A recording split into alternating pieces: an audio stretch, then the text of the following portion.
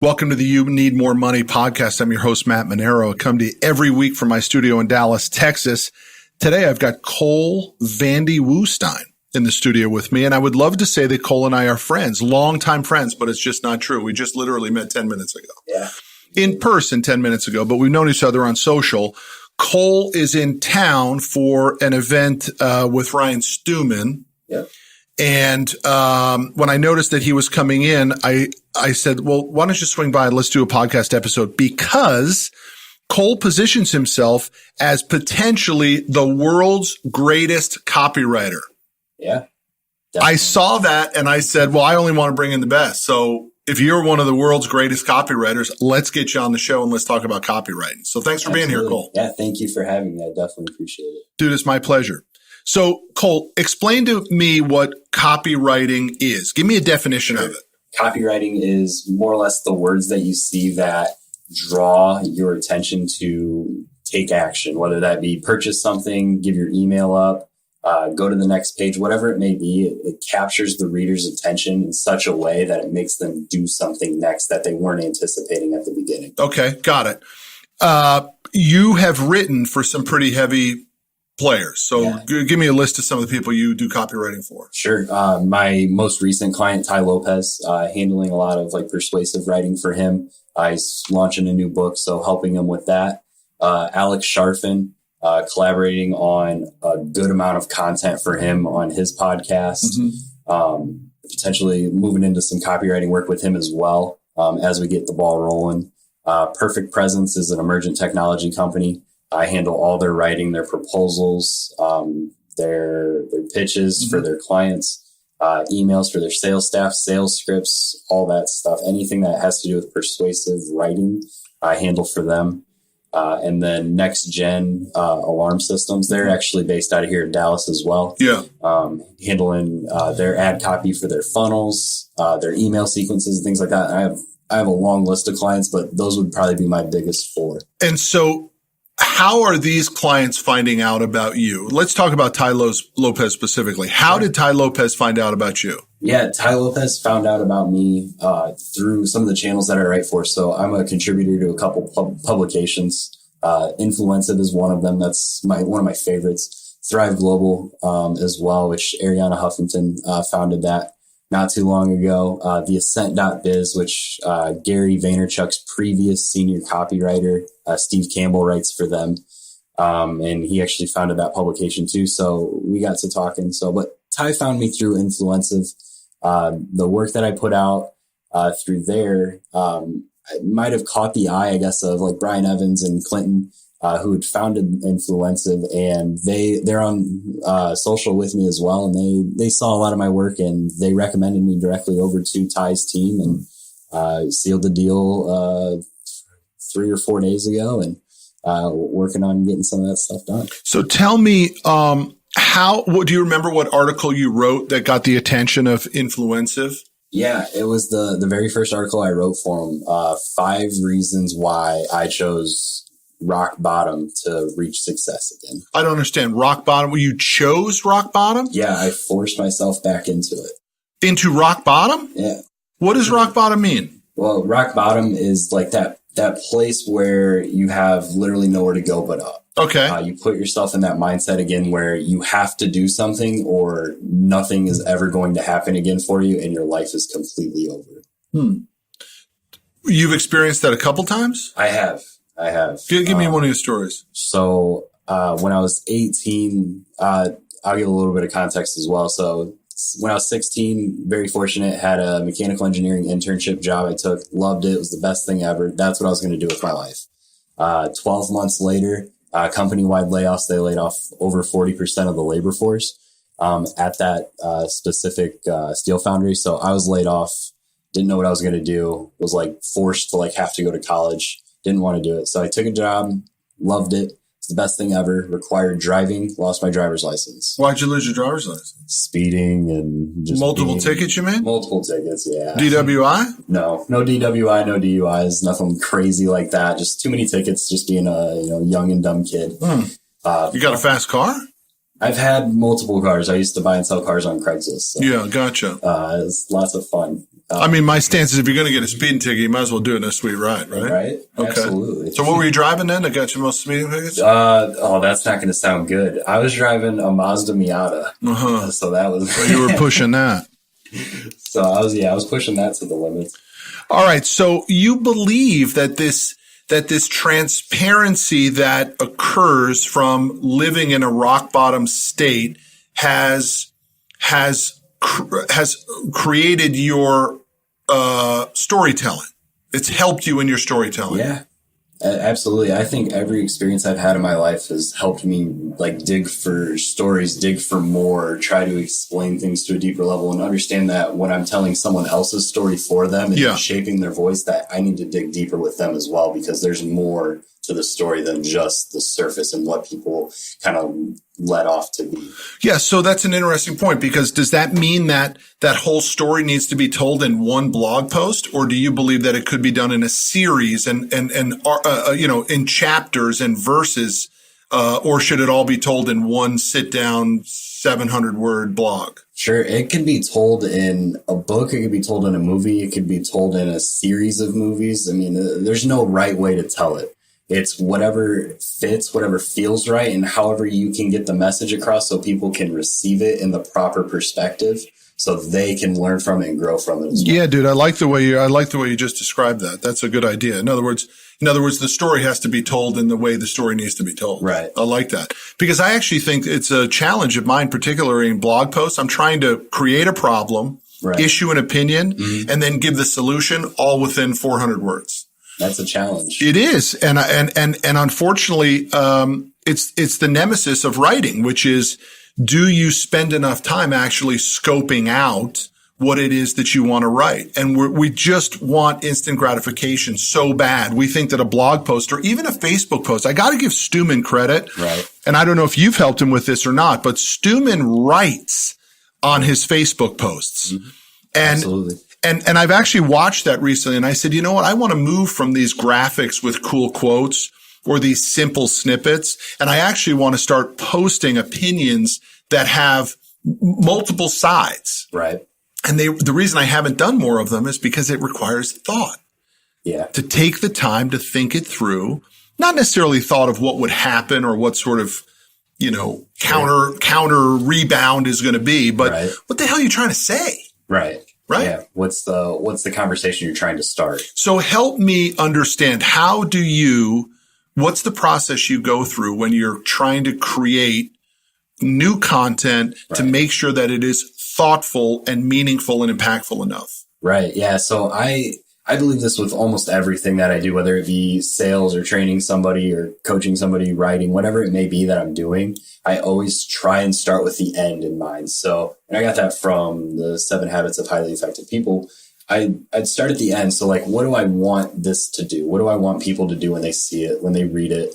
Are they going to share it with people, or do I want them to relate with it on a personal level to where they really resonate with it and it moves that one person, and I would be okay with it. So I always start at the end, and I start kind of going back through it. I'm like, well, how do I keep them engaged until the end? What do I need to start putting in the story in the middle? If I say this word here, is that going to get the conversation going then? Or do I need to move them farther down the post or the blog or the book or whatever it may be? And so where do I need to start positioning the right questions, the right words, the trigger sequences to get the brain moving in the direction that I need it to go? Yeah.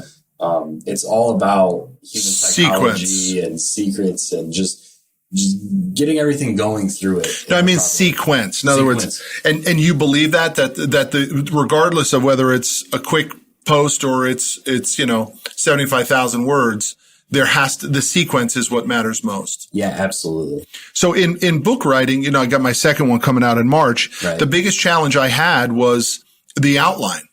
Right. Right. And by the way, that's how the book starts. They all start that way. Right. What is your outline? Yeah. Well, I didn't even know what an outline was. I mean, I went to cooking school, man. Right. I literally Googled what is a book outline. And I got to deal with a big publisher, and they paid me a lot of money to write the book. Right. I did not know what they were talking about. Right. And it was the biggest challenge. I like to call it unpacking the expertise. Yeah. And a lot of experts have a really hard time unpacking their expertise. Yeah. And that's really what you do. You can take someone who's an expert and you can help them unpack it. Right. Right? Yeah. Who are some of the best experts that you know that really do a good job of unpacking their expertise? I would definitely say Alex Sharfin. Mm-hmm. He's a phenomenal writer. Very great communicator as well. I've learned a great deal from him. Stuman is a great example of that as well. Ryan Stuman, that's how I started getting into writing, was him. Watching him write, he gave me the advice to start writing every day. Yeah. And those types of things. And they do a really great job at unloading the knowledge in a way that people can receive it and then do something with it. They also make it look as though it was off the cuff, right?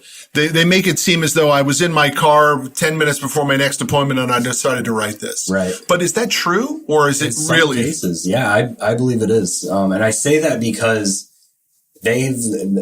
Alex and Ryan for sure, and I obviously haven't met every entrepreneur in the world, but out of those two, I know for a fact that those guys have the intellect to be able to take their thoughts in their brain, their knowledge, and think from the other person's perspective of how they'll receive that knowledge in their mind, and they know how to sequence it automatically. So gotcha. A lot of times, yeah, those guys are doing that. And I believe other people do that as well. And oftentimes I do that too. So it really depends on the person. Some people really need to sit down and they need to think about how they go ahead and they put out that sequence and how it's going to work. And then others just have a natural rhythm and a natural flow. Stay with me on that. Do you believe that it is innate or is it trained? The ability to sequence your thoughts. I think it's innate after it's been trained. So like, I believe that some people do have the natural ability to just make it happen, but it takes repetition of doing it over and over and over to where you get it down. Mm-hmm. Some people can be trained to do it as well. What are the biggest mistakes that you are seeing with copywriting, blogging, social media posting? What are the top 3 mistakes that you see people making right now? Number 1 is trying too hard. Trying too hard. Help me with that. So people are trying too hard to set a very hard opinion on something, or driving too hard at the sale, or trying to get somebody to do something just too aggressively. Are you saying in a Vaynerchuk mindset, this jab, jab, jab, right hook, they're going for the right hook too quick? I think they're going for too large of a right hook where they're throwing their entire body out of the fight and leaving themselves exposed. Some of them have the great jabs, and then the right hook is just way too massive, too obvious, too out there where people understand your agenda and they're not perceiving it in the right fashion. So Cole, but I want to continue with that, but just stay with me for a sec, because what happens if that right hook isn't that big? And I'll give you a perfect example. Sure. In myself. Okay. The amount of content that we record in here and that we have put out over the last couple of years is a lot, but it's confusing. Right? Because my mindset is throw the noodle on the ceiling and see if it sticks. That's how we end up with 1,000 videos on YouTube, and some have 50 views, right? But now that we're starting to figure this out and sequence it and do a better job, here's the problem. Dude, I got no right hook. My only right hook is this You Need More Money book that comes out as a $26 sale, and I make $2.50. Right. The right hook isn't big enough. And I think that disappoints me when I see other people do that, right? I like them. I follow them. I'm interested, but then there's nothing else for me to grab. Cardone is the reverse of that, right? Right. Not only does he's a master at pushing out the content, but he has a ridiculous amount of products. Yeah. So how do you go about judging whether your client has a worthy right hook? It all comes down, in my opinion, to how their target, their perfect audience, their perfect customer is going to receive the information. It could be the biggest right hook in the world. It could be the Muhammad Ali or Floyd Mayweather for more recent examples of right hooks. And it's perfect and it's huge. It's massive. It's going to take down the entire game. People are going to get it. And that's perfect. That's great. Or it could be a very small right hook. It could be a book. It could be a free download of something. It could be free videos on YouTube. It could be whatever it needs to be, as long as it's part of that sequence of their long-term plan. Because I don't believe that people especially in our industries and things of that sort, where people are trying to grow and do more and be more and all that stuff. I don't believe that they're just pushing a book. I believe that they have a book and then maybe they're going to offer something bigger later. So it's like that entry level right hook where you're getting in there. And then on the big side of things, where you're throwing a massive right hook, you should have already given the value of smaller right hooks. What are you saying? Like the the guy that's putting on the big seminar or something like that. Right. And he comes out of the blue and says, I just woke up today and feel like I'm going to put this sales seminar on in Houston. And everybody's like, well, who the hell are you? And why would I go? Right. He right hooked too early. In my opinion. Yeah. In my opinion. Yeah. Yeah. But sometimes those guys do pull that off. You know what I mean? Absolutely. It happens. I'm not saying that that's wrong or bad or anything like that. In my opinion, I believe building up the expertise, the knowledge, building up your target audience, giving them what they want beforehand makes it a lot easier to land the right hooks. It's a lot less work in a sense, even though you're putting in a bunch of work on smaller stuff. I think it's a more impactful right hook when you put in the value and the time and the energy and all those jabs beforehand. We got to spend a little bit of time on understanding the time and the value, because it's the biggest problem. We all want we want to be Cardone and Vaynerchuk and Frizella and Tai Lopez. Right. And we really forget of how much legwork those guys have put in. Let's get back to the 3 mistakes. The number one mistake you say people are making is they're trying too hard. Yep. They're going for the right hook too early. Is that fair to say? Yeah. What's number 2? Number 2 is they're trying to do it themselves. When people are looking for like copywriting, a lot of times it's because they've tried it themselves. It's failed. They've spent thousands of dollars on ads and they're not converting, or they're spending too much on leads, or whatever it may be. People are good at certain aspects and things, right? Not everybody's a writer. Right? I'm not an accountant, so I'm not going to do my own books. That's not happening. So I'm not going to be my CFO. I'm going to hire that guy. Yeah. It's the same with copywriting. It's basically hiring a salesperson to hang out on your website and sell everybody that goes there every single time. You're not going to do it as a business owner. You're not going to sit on your website and hang out and try and sell everybody. You're going to hire somebody to do that for you. If you have a call center, you have people in there that handle that. They're professionals. That's what they do every single day. So when you try and branch out and you try and do copywriting on your own, if you're not an expert in writing and how the human mind perceives certain words and certain sequences and funneling people through the entire page, whether it be an email or whatever it ends up being, knowing precisely how to do that and execute that from the beginning helps tremendously with your ad optimization, your conversions right up front, your pre-revenue sales, your pre-launches for everything, building your email list, everything. It's crucial to have an expert handle that. Yeah, look, I agree with that. I believe people need to play their superpower. Right, exactly. How about number 3, mistakes that people are making, in your opinion, in copywriting and posting? Absolutely. In my opinion, they're trying to attract too large of an audience. So they're trying to write it to too many different people. Yeah.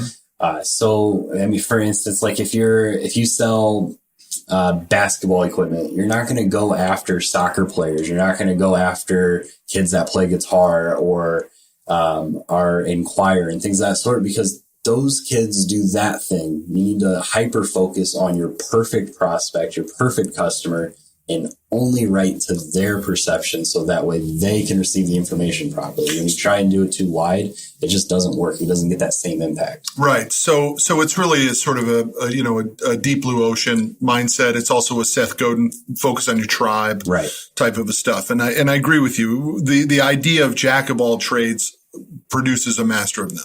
Exactly. Yep. Let's talk about what you see people doing well. And if you have any specific examples, that's great too. What are some of the things that people are doing well? Yeah. So the people are doing well is they're posting consistently. Mm-hmm. Consistency is key, even if it's not perfect, even if the grammar's not great, even if you're not doing a call to action on everything. If you're just putting out content, you're telling the story, you're giving a little bit of behind the scenes and people are resonating with it, that's perfect. So give me, what's your definition of consistent, Cole? At least once a day, at least, if not more. I know Gary Vaynerchuk preaches like 7 times a day on Instagram. So does Cardone. And Cardone as well. And And yeah, that's great. But I'm speaking from a more realistic standpoint. Most people aren't going to post 7 times a day. They're going to hire somebody to do it 7 times a day for them, but they're not personal. So in the startup phase of whatever you got going on, building your brand and awareness and everything else, at least once a day, something thoughtful, something meaningful, or something that is engaging to the point where it's giving value to the audience as well. Yeah. Okay. Gotcha. Well, give me tip number 2 of people doing things well. Doing things well is engaging properly in the right groups. So help me in groups. So you're saying not just to your wall, right? But you're saying actually determining the tribe, connecting through groups, and then being active in posting within the groups. Absolutely. Give me an example of that. Like, give me an example of what you mean. Sure. So like in, let's say, a sales talk with sales pros, I'm not as active in that group as I should be. I know that. But I see people that are super active in that group, and those people, they're writing consistently, they're posting consistently, and they're consistently getting new clients. Yeah. They're consistently getting referrals. They're consistently becoming the expert in that group. They're the go-to person. And you can do that in any industry. You don't have to be a writer. You don't have to be a mortgage professional. You don't have to be in sales. If you sell pens and you jump in that group and someone has a question about pens or office supplies or anything like that, and you give them answers consistently, and you post about how your pens are better than everybody else's pens, here's why, with no call to action or anything like that, just showing them differences and showing them examples, people are going to start tagging. When someone's like, what's the best pen? They're going to tag you. They're going to know that you're the guy. You're the person that can solve that problem. And then there's no hesitation there. It's just a deal in your inbox. Good to go. You know, I have Hank Norman coming on the podcast this afternoon, and Hank's mission is show me you doing what you do. Right. Right. And so again, if you're a roofer, don't post about motivation. Exactly. Just show me you roofing the house. Exactly. That'll take care of itself. Yes. And gosh, we are guilty of that, right? I mean, we have a very large finance company, and we spend very little time explaining how our finance process works. Right. It's a mistake. Give me a number 3 pro that you see people doing. Pro that people are doing is, I'm starting to see this, and I think Facebook is as well, because I've seen some rumors going around, but people are actually leveraging their personal pages instead of business pages. You mean, what are you talking, fan page? And no, just like their personal actual But you can only get to 5,000. I understand, but people can still follow you. And it's a little bit more, I believe, a personal touch. You don't have to hope that someone's looking at your community page or your fan page or your business page or anything like that. You should be leveraging it for sure. And until you max out to 5,000 friends and you're not getting any more followers, like if you hit a dead wall, you're at like 15,000 followers on Facebook on your personal actual account that you log into every single day, then start leveraging both. But for the time being, you should be trying to continue to build that following, because when people search your name in Facebook, they're going to see your personal profile 9 times out of 10. Which is good, and they can always follow you. It's very challenging to move from your personal page to your fan page as well. A lot of the audience does not automatically flow to you that way. In fact, they really want to be in the club, the 5,000 club. Yep. And what I recently did the other night, I stayed up for hours unfriending tons and tons of people. Yeah. So, because I had like 500 invitations from people. Right. And I was able to delete a lot, hundreds and hundreds of the garbage friends. Right. And backfill with people who, number 1, requested friendship with me. Right. And number 2, had a lot of mutual friends, which makes me think we are more like-minded. Sure. Yeah. And then, so in other words, what you're saying is number 3, people are doing it well by leveraging their personal page. And probably that means you have to purge a lot. You're in and out. Who likes me? So you're really building the quality of the 5,000, because again, Seth Godin says you need a tribe of 1,000 max. Right. Well, Facebook gives you opportunity to earn 5,000. I mean, if I had 5,000 perfect credit truckers following my personal page, we would not need to post. We wouldn't have to do a podcast. I wouldn't have to write any books. So it's really an amazing tip. Absolutely. And you see that as a 2018, 2019 strategy? I see that as a right now strategy. Oh, nice. Not even to wait until 2018. It's something that when I started copywriting full time, quit my job, and started doing it full time. I didn't make a single cold call. I didn't run a single ad. I didn't run a single email campaign. I didn't do anything but put out valuable content on my personal page. People started coming to me, and it was a done deal. But it's more than that, my friend, because you did have to branch out after your personal page. Because if you didn't get to influensive, you wouldn't have gotten to Tai Lopez. Right. Yeah. Obviously, there's definitely more platforms. I was speaking from more of just a Facebook standpoint itself. But yeah, leveraging different publications, even if you're not a writer, you can still get with like an editor and things of that sort and give them your thoughts, put it all on paper, and have a professional editor like myself, or a good friend of mine, Hillary, is really excellent as well. And she edits a lot for Ryan and a lot of other authors too. But having them edit your story and then help you pitch influensive, Forbes, Entrepreneur, Addicted to Success, things of that sort, and get leverage on those platforms, because those platforms are very trusted sites. People go there for their information. So here's the problem, right? I mean, we put our blog on our company and my personal website. Right. And then we typically post to LinkedIn, which sucks. I get almost no likes on LinkedIn, right? But but here's the crazy thing about LinkedIn, and you'll get a kick out of this. I mean, LinkedIn is like for dirty old men. Because if somebody puts up a picture of a girl in a bikini in front of a big rig, that'll get, 500 likes. Right. But I might put up how to hire. I put up an article recently that said why your salespeople hate you. Right. It got like 4 likes. But the girl in front of the bikini did, because it's nothing but 40 and 50 and 60-year-old old guys who don't want to do Facebook or Instagram, but they can sneak the sexy shot on LinkedIn, right? Right. I love LinkedIn for a lot of things, but I do not think it's great to grab exposure in that regard. I have a tremendous difficulty making LinkedIn pop for me writing wise. So what about Medium? Medium was huge. Medium was actually like was. Yeah, it was. I don't leverage it anymore. Should people leverage Medium? Yes. Absolutely. Okay. It's a free platform. They already have a fan base. You can tag things, just like hashtags on Instagram or Facebook or whatever. You get like 4 or 5 tags, for each article.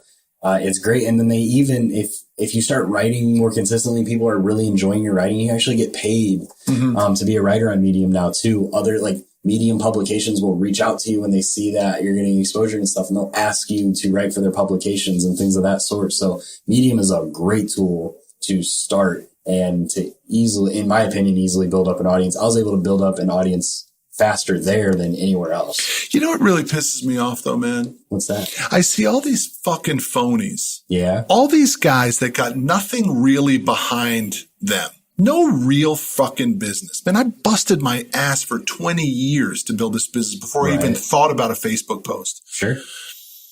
And by the way, that's not a positive, because I think there's opportunities for people to skip rungs on the ladder, I like to call it, right? Sure. I thought I had to climb every single rung, right? Right. What really pisses me out is like when people put out this shitty content and then they're like, just got picked up by HuffPost. I'm like, to say what? To tell what? Right. Dude, you're an insurance guy in fucking no man's land, right? You have no employees. What the fuck are you going to tell anybody about? I'm sorry to swear about it, but what message do you have? And those posts really frustrate me the most, because that person is puffing their chest rather than delivering value. Sure. No, yeah, and I understand where you're coming from on that too. And you see it every day, and it comes from that old school terms, fake it till you make it.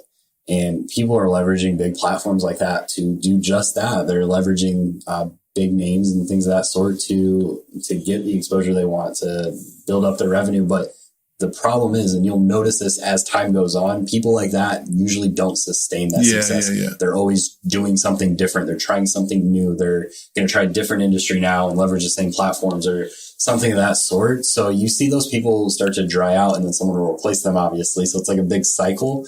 But those people never last. You know that. You've been around long enough to see people probably go up and then right back down, because they don't really know what they're doing. They didn't put in the work. So when things get hard, everything falls apart for them. They don't know what to do to get it back on top. So what would you give me the last tip before we close? How would you suggest someone understands what they have a skill set to write about?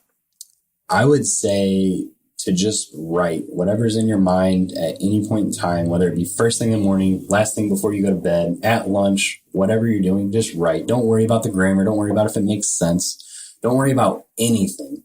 Just put words down, whether it be handwritten, whether it be typed out. It doesn't matter what it is. If you just start writing, it'll clear your thoughts up without you even trying. You don't have to go to a therapist. You don't have to do any of that stuff. Just write. And eventually, after time, because it takes time. How much time? There's no answer to that. It could be 20 minutes. It could be 6 years. There's really no answer to that. But how do you know when your thought process is working? When it's consistent every single day. When it's the same thoughts, but it's a different perspective, or it's the same thought and it's more progressed, or it's on a bigger level or scaled, or a spin on it or something of that sort. When it starts to be the same thing in your mind every single day, that's what you need to write about. You need to get that message out to people because it's something that's so powerful and so deep inside of you that it's clearly something that other people need to hear as well. So you do have to care about the content. Absolutely. So what about this idea of shock value and sort of riding trends, right? Trump posts something and somebody else follows that. What is your opinion of that methodology? For those people that do that, it works. Obviously, trending stuff on like BuzzFeed and things of that sort, it's working for their exposure. So that's awesome. That's great for them. It's something that I personally try not to do. Obviously, if I have a client that comes to me and says, hey, I want to write about this trending topic, if it's something that I'm neutral about or care about, I'm obviously going to take that project, but it's not something I seek out. I'm not trying to go viral with content. I'm trying to tell a great message using other people's voices because I believe leveraging, collaborating with Alex Sharfin on some of his content. Like, I want to help him share that message with the world because I think it's a great message. So I'm going to do everything I can to do that, but I'm not going to throw in politics to leverage it because Trump's in Dallas or things like that. Like, I don't care about that stuff. Like, I'm going to put the content out because 3 years from now, when someone reads back on some of the stuff I've written, I want it to make sense. I want them to understand because the trending stuff today isn't going to be trending a year from now. It's going to be trending 5 years from now when that content could really matter to somebody. Dude, I learned a lot from you today. I mean, I appreciate it. I know this was sort of an impromptu thing, but we believe in both taking action. I reached out to you. You jumped on it. We leveraged your time in Dallas and my time this morning. Dude, I learned a lot from you and I appreciate it, man. I wish you the best of success, Cole. If there's anything I can do for you, please reach out to me and let me help you. Definitely. Let me finish on this one thing. Sure. Is it a little bit disingenuous when someone is the face of a copywriter? So, for example, I had a ghostwriter on my new book. Sure. But I ended up writing 75,000 words myself on that book. Wow. And the publisher cut it down to 51,000. Okay. Yeah. But those 75,000 words went to a ghostwriter who cleaned them up, organized them, sequenced them, opinionized them, put flow to it, created a finish line that made sense. Yeah. Is there anything disingenuous for having a copywriter behind the scenes? Absolutely not. Should the person say that they have a copywriter or a ghostwriter? It's up to them. It's obviously from the copywriter's perspective, it's cool. For me, at least. Not all copywriters are like that. Some copywriters love being in the background. They hate being the face of things. So that's a lot of reasons why they ghostwrite. But no, it's as copywriters, we help people tell their stories. That's what we do. We don't fabricate the stories. We don't make it up, especially when it comes to books, ebooks, or really getting a powerful message across. Even like if you're not selling things of that sort, we want to help you tell your message and we know how to get it out of you. So that's where we get the passion from. That's where we get the fulfillment is by helping you tell your story. So whether we get credit or not our problem, right? But should the writer, in full transparency for the audience, let the audience know that there was a collaboration here, right? In most cases, I would say so, but I don't believe that there's like a necessary standard answer for that. In some situations, yeah, but in a lot of situations, no. There's got to be hundreds of thousands of books out there that the author didn't write a single word. Should the audience consider that disingenuous if the writer or the front man has a copywriter or a ghostwriter? If the copywriter creates the story, does all their own research, comes up with their own knowledge, their own expertise, and then puts the book out, and then just the face on the book itself, then they just put it out and say it's their knowledge. I could see that. Dude, that happens all the time in writing. I believe it. Oh, it happens all the time. Absolutely.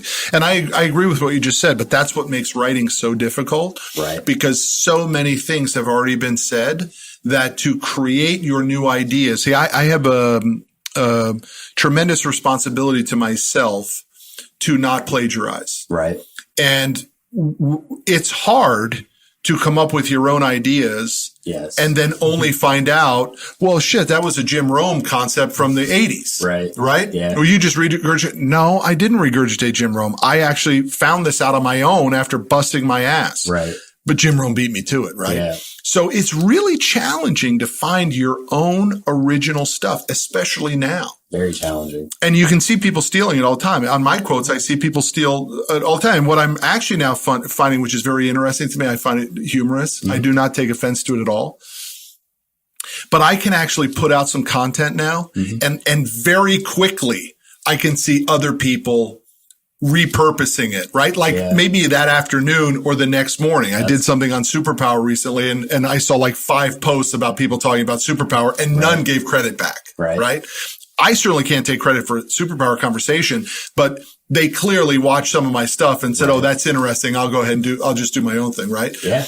I just think it's a real challenge to never fall into that trap and to do everything you can to be that kind of genuine. That's why I like the new book. I think there's 4 concepts that I haven't heard done before. Right. And so, but it took a long time to flush those things out. I believe that. So the ability to get original ideas matters to you. I believe so. Yeah. And you see the difficulty of the creation of those new ideas, right? Oh, yeah. Absolutely. It's hard to come up with stuff that hasn't been done before. It's challenging because depending on whatever the purpose of the books may be, it's challenging because there's millions and millions of books to create something new. Is a challenge. Yeah. Absolutely. Well, Cole, VandeWoeStyne, thank you for being on my show, dude. I enjoyed it fully. Yeah, thank you so much for having me. You got it. It's a lot of fun. So let's talk about best places for people to follow you. ColeVandy.com. ColeVandy.com. Yep. You're going to get this Writer's Fix thing going? Yep. The Writer's Fix is going to be a platform for writers, freelancers, and such to find work, get paid what they're worth, and to quit taking jobs that are paying so little. It breaks my heart. I really want to see writers make the money because when you're a writer, you're creative, which means you have a talent that most people don't have, and you should get paid what you're worth. Dude, it's a burgeoning industry as well. Yeah. I mean, it's not going to go away. Right. It's always going to be there. Mm-hmm. I don't care how many template websites there are. Yep. Those templates will get used to death. They'll stay for a couple, maybe a year, 6 months, whatever. They'll go away. Yeah. And it's not unique. You're not doing anything great or insane with it. So writers will always be a need in the marketplace. Doesn't matter what industry it is. Every industry needs a writer. Books need to be written. Programs need to be written. Scripts need to People be written. need to be educated. People need to be educated. It's always going to be a need. I agree with you totally. And I probably in the history of copywriting, it has never been a greater time to be a copywriter though. But you also be a salesperson and as a copywriter as well, because you have to sell. You have to you have to be a research guy or gal that says, dude, I went to your site. It kind of sucks. Right. Here are some recommendations that I would do. And I'm the guy or gal that you should hire. Absolutely. Yeah.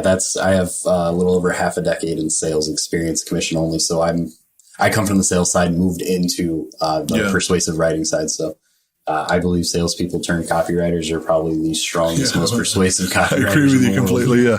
All right, big guy. Thank you, Cole, for being on the show. I enjoyed it fully. Thank you so much. You got it.